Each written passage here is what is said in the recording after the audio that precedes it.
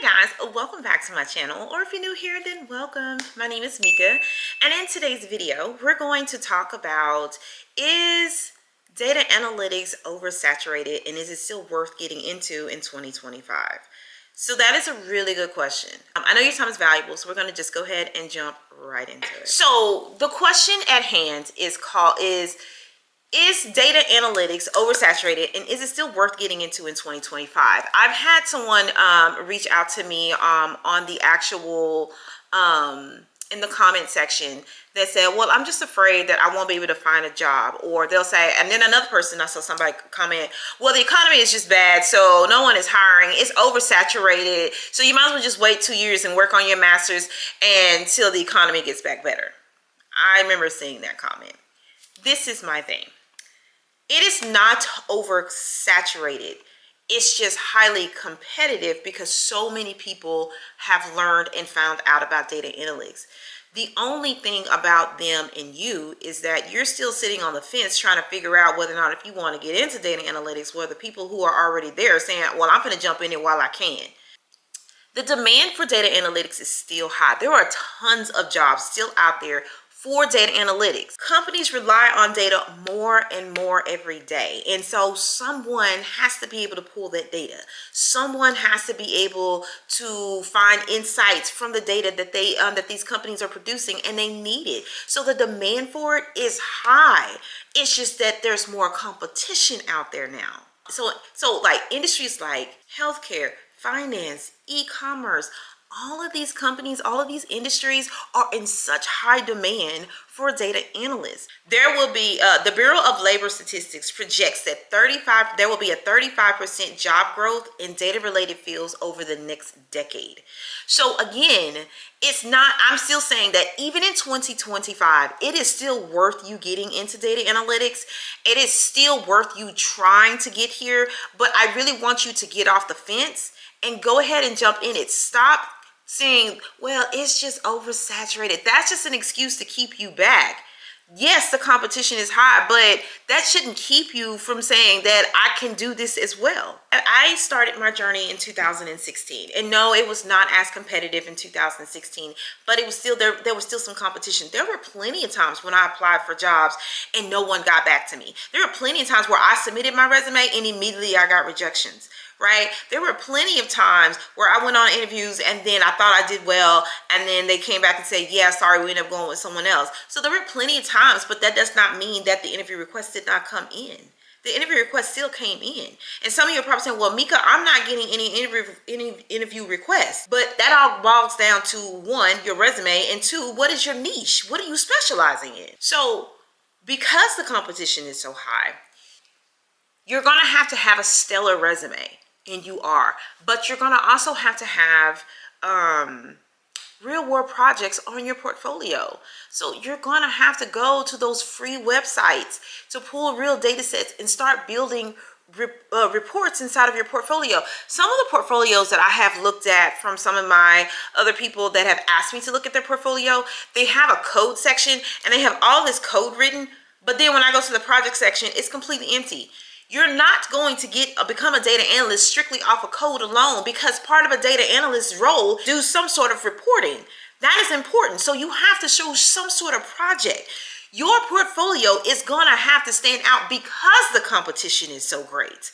Okay? You can't not just come in here and half-ass do this. Excuse my language. You just can't. You're going to have to bring everything you got in order to make this work. If you really, really want it, put in the effort, because what you put in is what you get out. And so it's not only just about projects either. You have to make sure that you have problem solving skills. Another thing, like I said, pick a niche. Find something that you want to specialize in. It doesn't have to be Power BI. Think outside of Power BI. If you want to go to a crowded room, then don't complain when they don't see you. My thing about it is that, like I said, I specialize in SQL. So when I started applying for jobs, I immediately started getting interviews, because not everybody, like when I have been on Indeed, and When I was applying, there were times where I have seen some jobs where they're say you are 200 other people applied for this job, 600 other people applied for this job. Now, I go over here to SQL, and SQL is saying that 6 other people have applied for this job. So this is my thing. Do you think it's going to be easier for me to be seen in a crowded, in a room full of 6 people? Or will it be easier for me to be seen in a room of 600? But you keep going over there where there's 600 people, and then you get mad when they don't see you. But you got to also understand that there's other people who have already been in this field and have been laid off. So now you're competing against people who already have experience versus the person who don't. Okay? So my thing is that don't go where everybody else is going. Find another loophole to get into data analytics world, whether it's through Tableau, whether it's through Click, whether it's through Python, whether it's through SQL, whether it's through SSIS, whether it's through SSRS, whether it's through SSAS, whether it's a business intelligence developer. There are different titles out there. You don't have to just apply for data analytics. You can apply for SQL. You can apply for all these other jobs. But I want you to find something, and I want you to niche down and then go for that. It doesn't have to be data analyst. Apply for a SQL developer role. It doesn't have to say data analyst. It can say SQL developer, because I am still in the data analytics field. Okay, it is still data analytics. Okay, so when you're applying for SSIS and data warehousing and all of that, that is still data analytics. Okay, now you got to do a lot more coding, but I'd rather do that than being frustrated and or becoming demotivated because I'm not being seen in a crowded room of 600 people. Network is another thing that you can do. It's always good to know somebody. Okay, always great to know someone.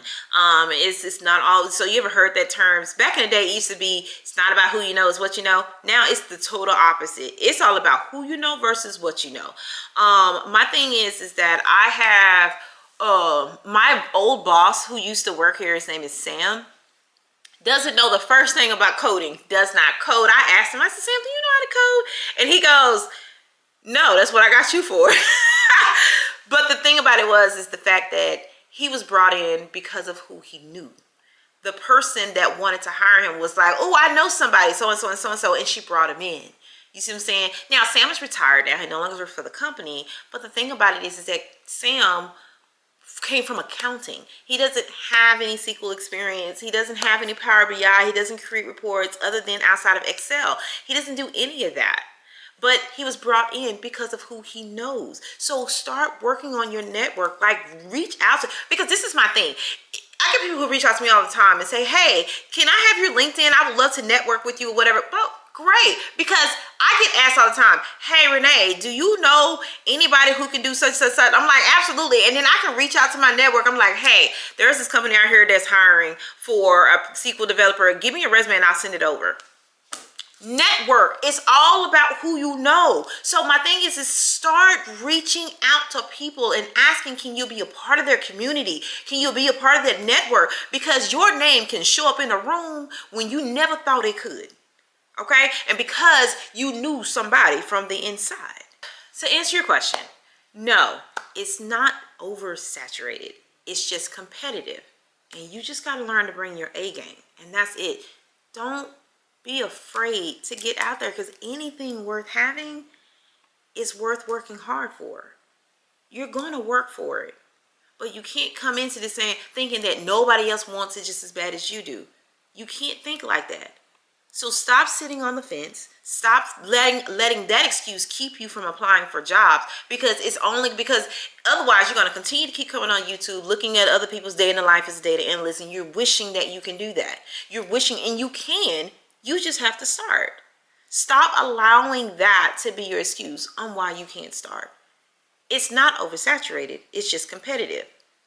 Now, are you ready to compete? That's all I have for today. I thank you guys so much for watching. If you do have any other questions, you can definitely comment down below. And so I do thank you for watching. And until the next video, see you. Bye.